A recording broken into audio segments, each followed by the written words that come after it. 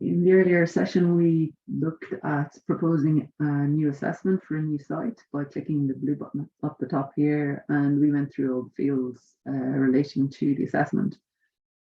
If you want to reassess an already existing site, you can do so through the main sites menu here. You can first of all select the site of interest with the help of the filter up the top, country, year, and/or status. You can then identify your site of interest. I'm just going to pick the first one here for convenience. You click the three buttons here to the right. You have two options. One is to view sites. That allows you to view everything in read-only mode and you can't change anything. Or you can click Assess by Diversity. If you click Assess by Diversity, then you are initiating a reassessment at that site.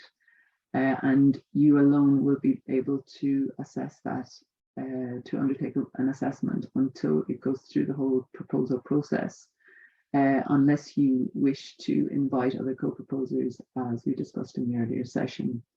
So please be careful not to select Assess by Diversity unless you are actually intending to do a reassessment.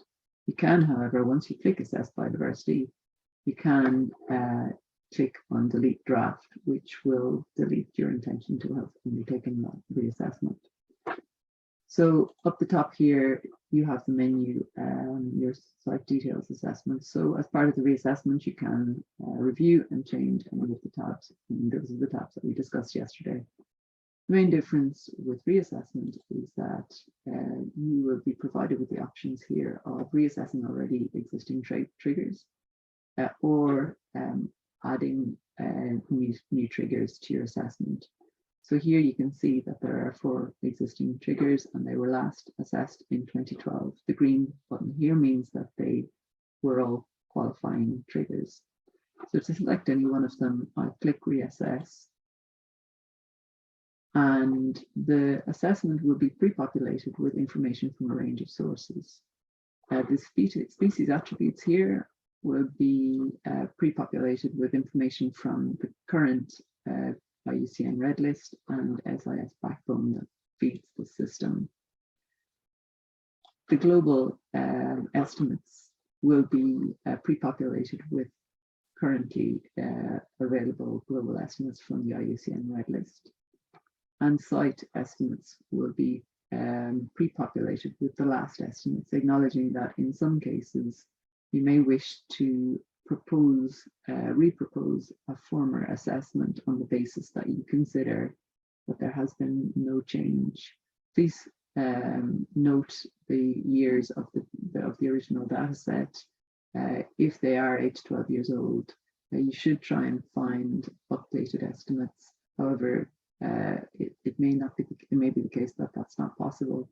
If you are proposing an assessment based on older data, please provide further justification in this box down here, and providing some justification for using those old figures. That could be that there's been no change in the global size of population, the habitat hasn't changed at the site, there's some other evidence to show that the species continues to occur in the country. So whatever evidence you can provide and with supporting material, that would be that's required for that process. So to undertake an assessment then, the first thing you need to do is to select the season and the assessment parameter. For a lot of the historical data, we don't have an assessment parameter already specified. And there's a bit of a quirk to the system at the moment that we're just trying to work through that. If there is no assessment parameter specified, then you select it. So let's just go for a number of mature individuals here. You'll see that the assessment is duplicated. So in all cases, it will be the second it'll be the second assessment that you need to complete. If you try to complete the first, you'll see that's read only and you can't provide any details anyway. So the idea being that you would go into the site estimates and you would provide an updated information. You provide an updated year of the data set and an updated site estimate, and also the same for your global estimates. and you'd work through it pretty much the same as we talked about in the earlier session. And then if you are wanting to indicate that the trigger no longer meets any criteria at the site, it could be due to, for example, a taxonomic change. This is where you let us know about that here. We select that down arrow, uncheck qualifies, and tell us that it doesn't qualify because of, as we see here, a taxonomic revision.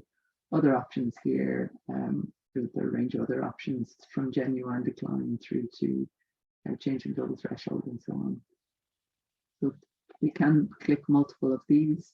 Might be taxonomic revision, or it might be changing a revision to the global threshold. Click apply and click reassess. And then you'll see here that there is a red icon that indicates that it's non-qualifying. You can, in a future reassessment, reassess that trigger and qualify at some point again in the future. And you can also see that the date of the assessment has changed.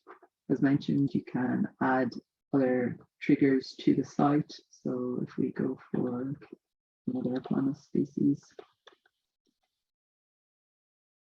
and if we add that trigger,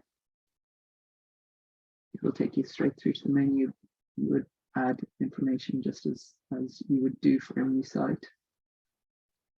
And you can see that the trigger will appear here at the top.